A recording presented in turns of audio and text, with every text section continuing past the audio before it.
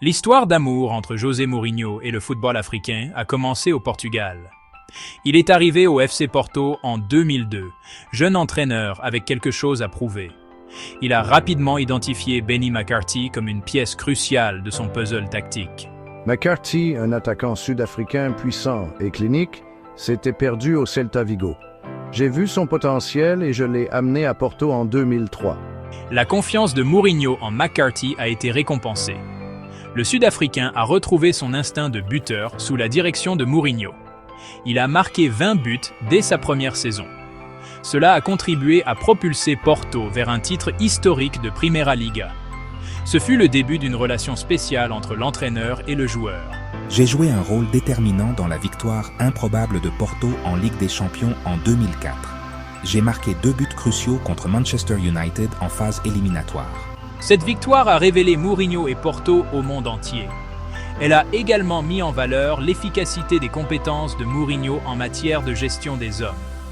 Il pouvait relancer la carrière d'un attaquant que beaucoup avaient enterré. C'est ainsi que Mourinho s'est forgé une réputation d'entraîneur, capable de tirer le meilleur des talents africains. Le succès de Mourinho à Porto a attiré l'attention de Roman Abramovich. Le milliardaire russe a fait venir l'entraîneur portugais à Chelsea en 2004. Mourinho avait pour mission de transformer Chelsea en une puissance européenne. Il a rapidement imprimé sa marque sur le marché des transferts.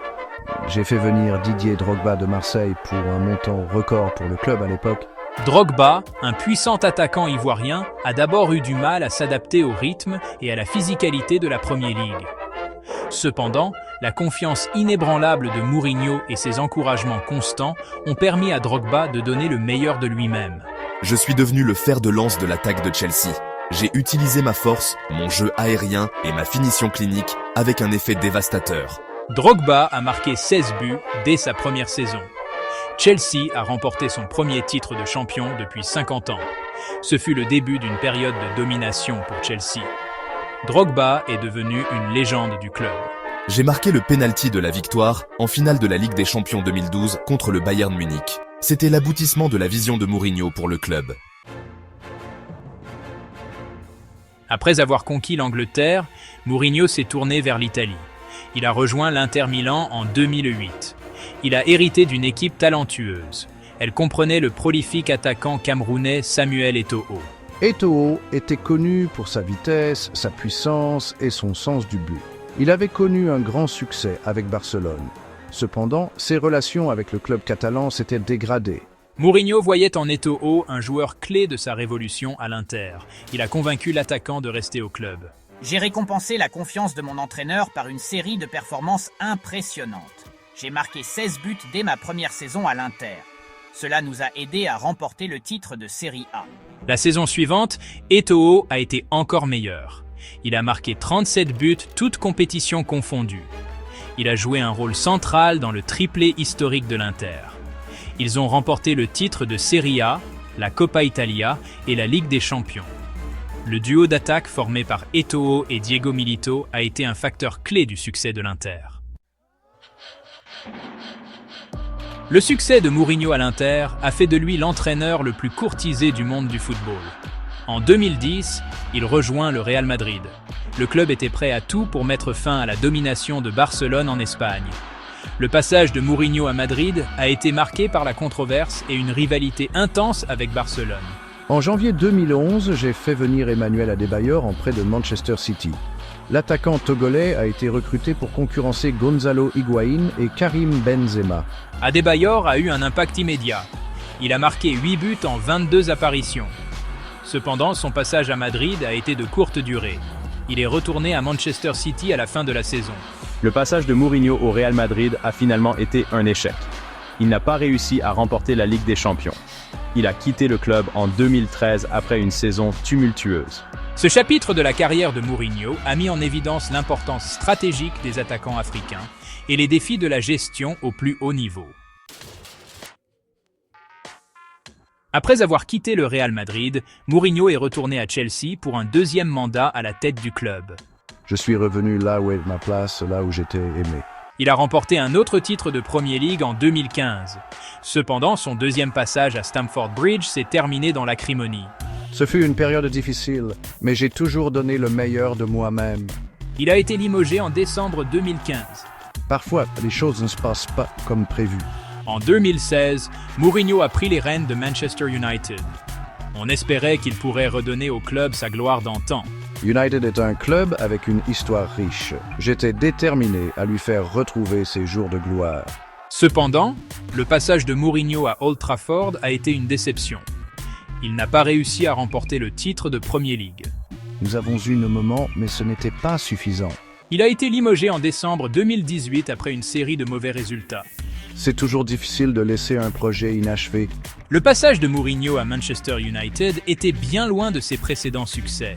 Il semblait avoir perdu sa touche magique. Le football est imprévisible. On gagne, on perd.